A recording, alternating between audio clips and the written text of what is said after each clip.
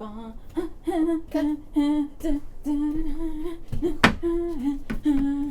right. Here we are. Hello, lovelies. Hello, lovelies. Thank you. Here, back. June today. Yay! Yay! Complete sentences. I don't know if I could form a complete sentence. So Jenna, you're gonna run the show today. Oh, that's a lovely bronzer highlighter that you're wearing. Oh, thank you. You look like an Athenian goddess. That's what I was going for. Do I look like I just stepped off of a plane and fell home? Yes, you do. Cool. That's the exact look I was going for. Luca, you're not getting these delicious pancakes. Nope. No pancakes for Not dogs. for you. And today we have our special guest, the Luca. actually she's a dire wolf from Game of Thrones, but you don't watch Game of Thrones, so you would never know. But yeah, so thank you for joining us today, guys. We are going to be talking coffee and comics for Wednesday, June 27th, 2018. I actually got the date right.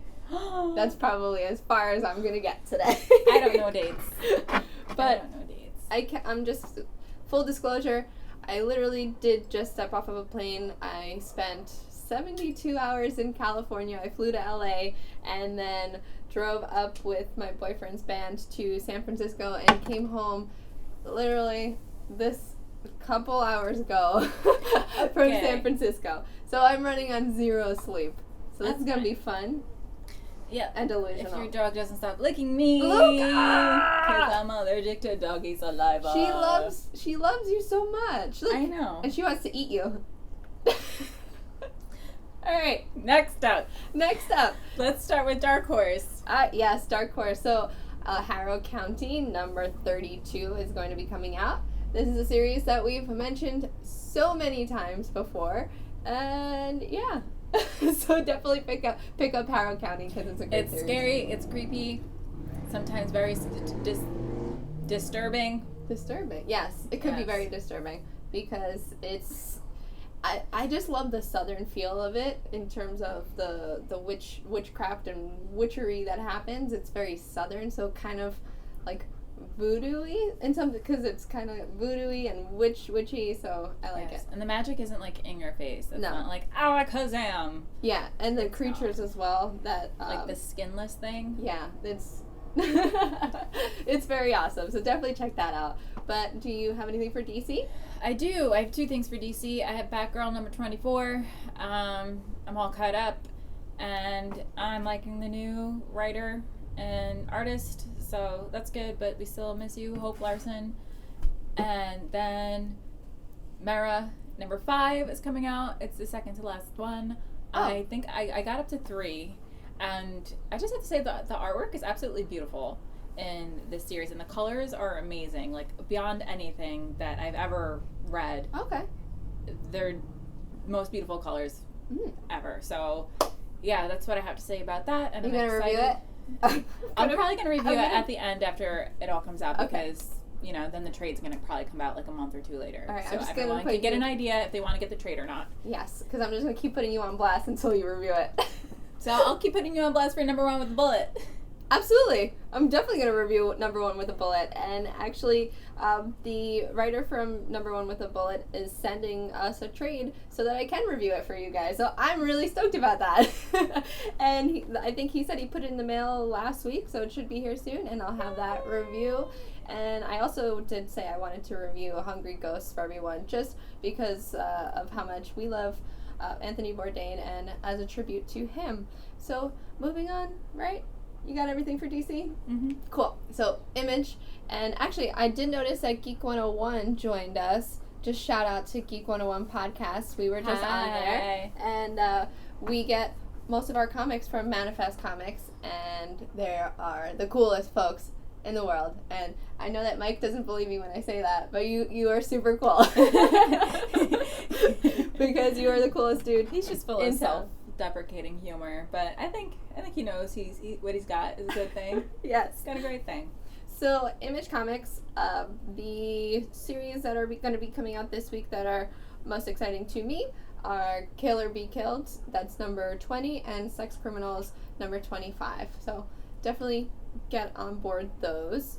Outside of that, that's probably what I'm going to be reading this week. And wait, do you have anything for Marvel? Is she still licking you? I don't have anything for Marvel. Okay, nothing for Marvel. But we did get some questions from folks, and yes, thank you for those questions, and thank you for liking my story, all of you. I didn't have the traditional one that Lisa puts up because I wasn't by my computer to do that. The coffee one with the yeah. Oh, hello, Wolf. But no, I was like, hey Jenna, I cannot post a story right now because I'm in a van with 6 other people and there's no service. Can you please post a story? And I go to check it and it's just llamas and cats and sheep which those were taken at Woodstock Sanctuary, which is so great. It's so beautiful. I didn't want to leave. No, I would definitely go again. Woodstock is a really cool town. Mm-hmm. But going on to the questions, one question we got was, Jenna. Yes. What inspired you to be an actress/writer? I don't think I was so much as inspired as it was just something that, like, I was destined to do. Destined. I think destined is a strong word. That's pretty strong. No, I was just a weird little kid, like, living in my own world. So I would always, like, make up, like, weird stories and things like that in my head. And, like, I was always, like, acting out things. And my parents were just kind of like, what? Okay. Like, you know, I remember specifically one time we went camping. We went camping a lot when I was a kid. And, like, I would, like, wander off and play with, like, the gnomes. The gnomes? The gnomes. Are they real? There was, like, a lot of, like, gnomes on the property where we would camp. I thought you meant, like, you actually saw the real gnomes and, like, went to play with them. And then one time I was, like, I don't know, I wandered off. And my dad was like, what are you doing? I was like, I had a feeling I had to follow it. And he's just like, what? He's like, can we go? Did you write that story? The gnome story? No. But I've always been writing. I've always had, like, a notebook. I always have a notebook on me to, like, write things down and, you know. That's awesome. when actually, I don't even know this. What was the first thing you wrote that was filmed? First thing I wrote that was filmed?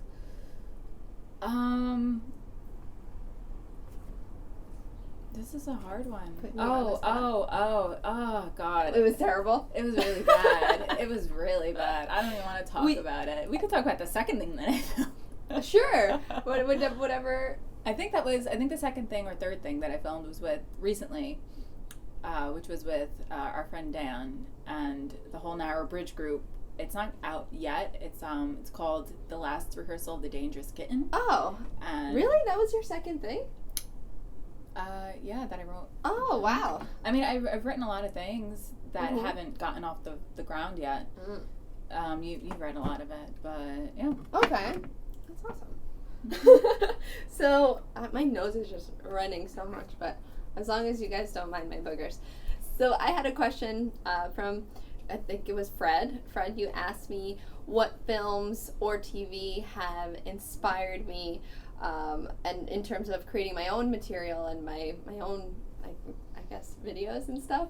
I would probably say, I actually have a funny story about this from my trip. We were in this music venue. It's called Bootleg Theater in Los Angeles, and they had one room where they had a huge projector, and they were projecting the movie Amelie, right? I was standing there watching this, and all these other people just came around me and were like, what movie is this? And I was like, it's Amelie. And from that point, they started asking me more questions, and I didn't realize how much I knew about this movie. Like, these people, there was no sound, it was just subtitles. So, it's been French anyway, so I guess it doesn't matter for English-speaking folks. And all these people were asking me these questions, and they were like, wow, you are this movie's biggest fan.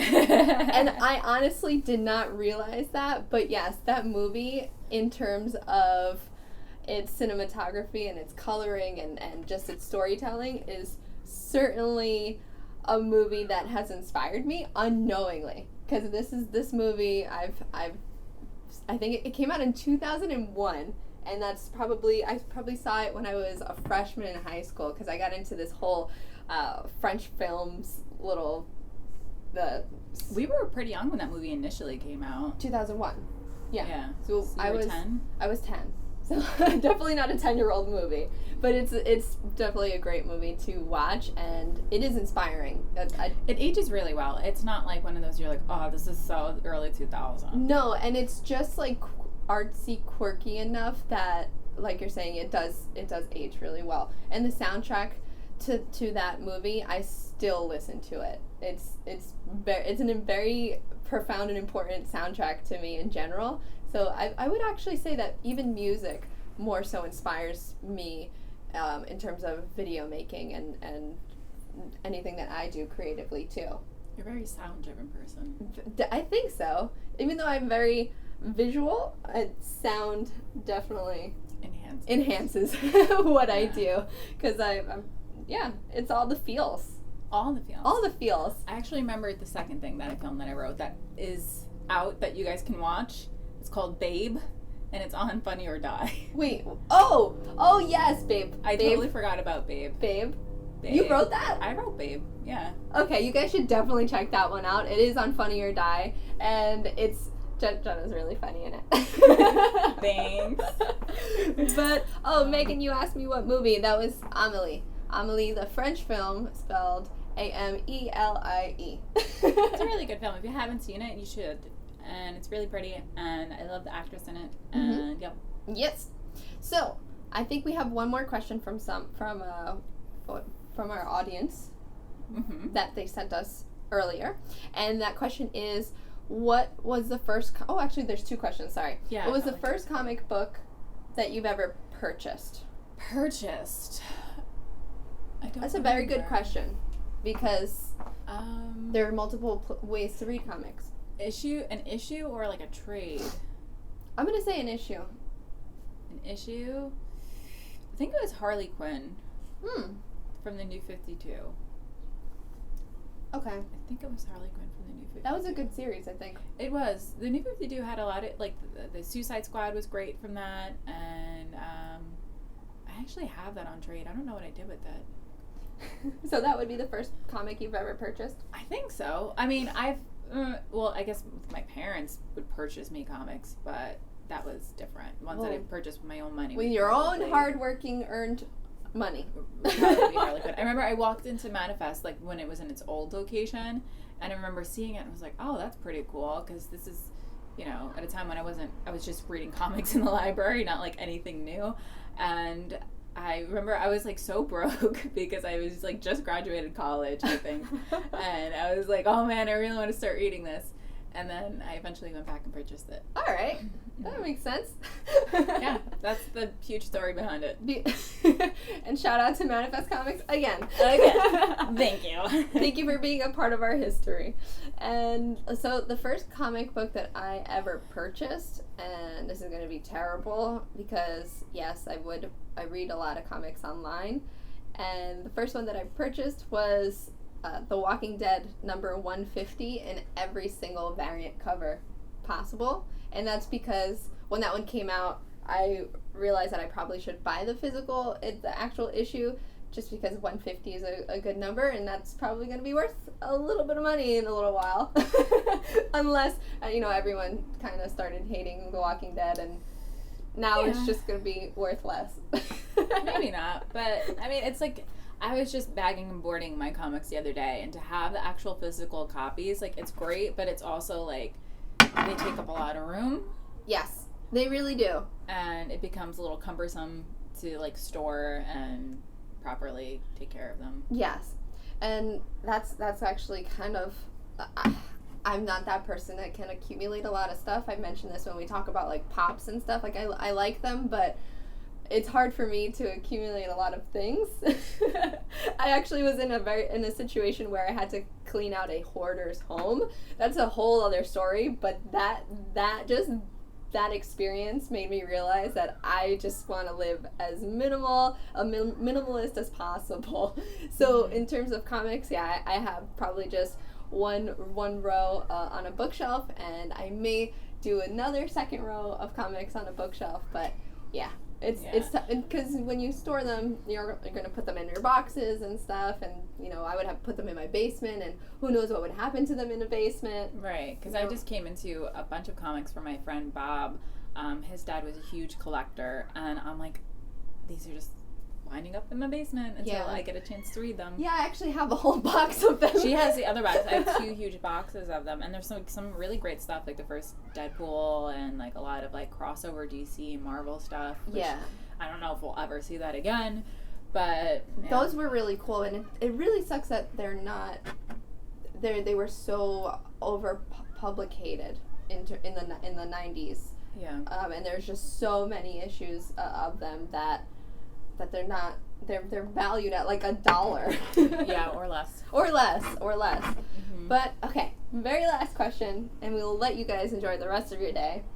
The last question is, who was your first comic hero? Or hero in general, not comic hero, just your favorite hero. Like fictional, or someone that was like in television, comics, Let's TV? go that route. Probably Arnold Schwarzenegger. What? As like a character, or Arnold Schwarzenegger in general? Just in general. I was like obsessed with his movies. This is the second time we've brought him and his movies up. He was just so pivotal in the early 90s. Yes, and he was. like as a young child, and seeing this huge Austrian man, or is he Hungarian? He's Austrian. He's Austrian. And it was just like, I don't know. And then my parents were just like, typical 90s parents, anything you want to watch on TV, go ahead, it's fine. Like, I'm starting to see a pattern now of the men that you find attractive. They're very similar to Arnold Schwarzenegger. No! As the Terminator. The Terminator, True Lies. True Lies was a great one. But, yeah, or like Batman. I was always pretty obsessed with Batman as a little kid. Yes. But I feel like what little kid isn't obsessed with Batman or Superman? Me.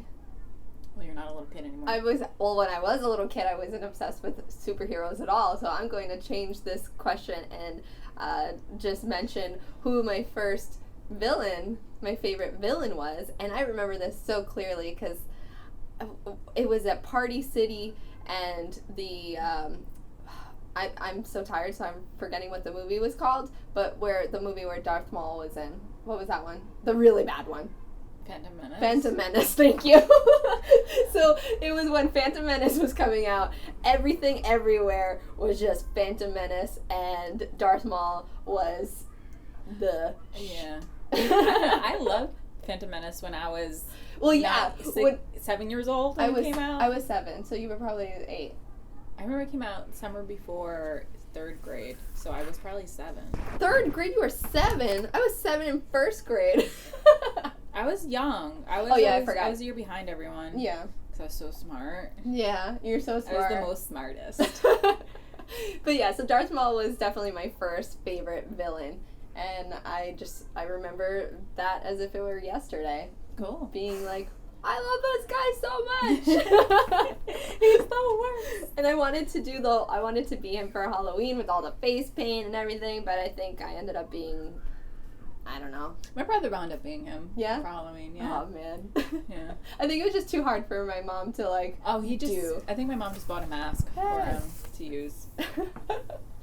All right, so I think that's it. I actually should check. Yeah, do you have any questions from the live feed? Let's see. Any recommendations from the dog? Ooh, doggo. I think there was one. I saw one about Wolverine. Yes. Hold on. The question was, aside from the recommendations from the dog, what do you ladies think about the new Wolverine coming later this year? There's a new movie? A movie or comic? Wolverine. It wouldn't be a movie. Well, it could be because of X23, 24, what's her name? I don't know. You didn't see Logan. I fell asleep during Logan. It's not my fault. And then I never got a chance to finish it. The little girl. Yeah. She becomes the next Wolverine. Okay. Yes. Okay. Yes. Okay. I understand what you're saying now. But yeah, so what do you think about that? I'm gonna go see it. Okay. That would be my answer too. I didn't hear about it, but unless you're talking about a comic, but I don't think you are. No, I'm not. I don't think they are either. So, I'm sorry, but the dog has no recommendations right now. I guess you could see, she's just sitting by the window, wishing to be outside. Sunbathing. I'm not sure if she can read. I haven't really taught her how to read. But if she could, she'd probably say, read Paper Girls. That would be her answer. But that's always the answer. All right. So thank you, guys, again, for joining us for Coffee and Comics. Welcome. Now goodbye. And goodbye. Until next time. Let's start a fire figuratively. Bye!